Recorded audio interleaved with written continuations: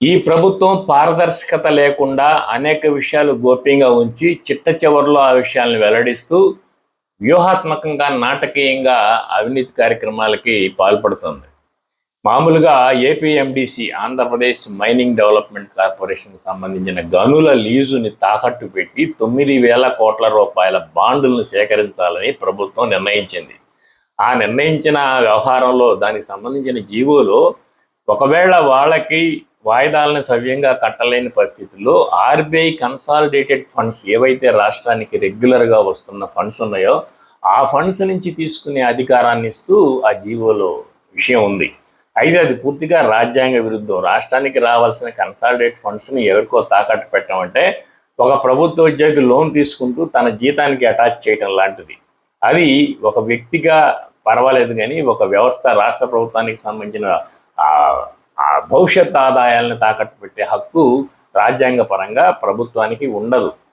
So ఇలాంటి పరిస్థితుల్లో దీని మీద ప్రజా ప్రయోజన వ్యాజ్యం ఆల్రెడీ వైఎస్ఆర్సీపీ కోర్టులో వేసింది. హైకోర్టు దీనికి సంబంధించిన పూర్తి వివరాలు తో తనకి సమర్పించమని చెప్పేసి కేంద్ర కేబినెట్ కార్యదర్శికి, రాష్ట్ర ప్రభుత్వ ప్రధాన కార్యదర్శికి, ఆర్బీఐకి, తర్వాత ఏపీఎండిసి వైస్ చైర్మన్స్కి నోటీసులు కూడా ఇచ్చింది. ఇది పూర్తిగా రాజ్యాంగ విరుద్ధం అని చెప్పి వైసీపీ వాదిస్తుంది. అయితే ఇప్పుడు ఈరోజు ప్రభుత్వం బాండ్లు జారీ చేస్తుంది.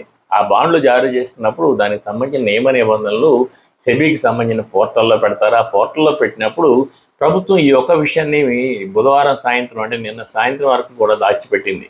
ఏదైతే కన్సాలిడేట్ ఫండ్స్ నుంచి ఈ ఇన్వెస్టర్స్ డ్రా చేసుకోవచ్చు అనేది, ఇది అత్యంత గ్యారంటీ అయిన ఆకర్షణీయమైన విషయం. ఎవరైనా ఇన్వెస్టర్లు ఇన్వెస్ట్ చేయాలనుకుంటే 10 మంది ఇలాంటి విషయం వింటే ముందుకు వస్తారు. అత్యంత తక్కువ వడ్డీకే రాష్ట్ర ప్రభుత్వానికి ఈ 9,000 కోట్ల రూపాయలు అప్పిస్తారు.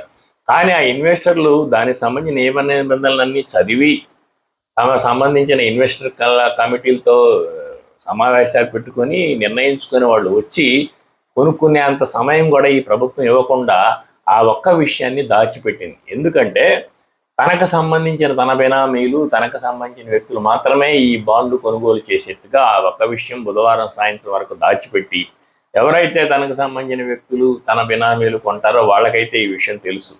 కనుక బుధవారం సాయంత్రం 4:30 గంటలకే ఈ విషయాన్ని, ఇది ఆర్బీఐకి సంబంధించిన కన్సాలిడేటెడ్ ఫండ్స్లో నుంచి ఈ ఏదైతే రాష్ట్ర ప్రభుత్వం అలా పెండింగ్ పడితే డ్రా చేసుకోవచ్చు అనే ఒక విషయాన్ని, ఆకర్షణీయమైన విషయాన్ని 4:30కు మాత్రమే ఆ పోర్టల్లో పెట్టింది. మిగతా ఇన్వెస్టర్లు ఈ బాండ్లు కొనేందుకు పోటీ పడే సమయం కూడా లేకుండా పోయింది. సో ఓవరాల్గా ఈ ప్రభుత్వం తనకు సంబంధించిన బినామీలకి ఈ బాండ్లు కట్టబెట్టి గనుల లీజుల మీద ఈ అత్యధిక అధికారాన్ని వాళ్ళకి ఇచ్చేందుకు ఒక ప్రయత్నం చేస్తుంది. ఆ ప్రయత్నం ఇలా దొడ్డిదారిని చేసింది.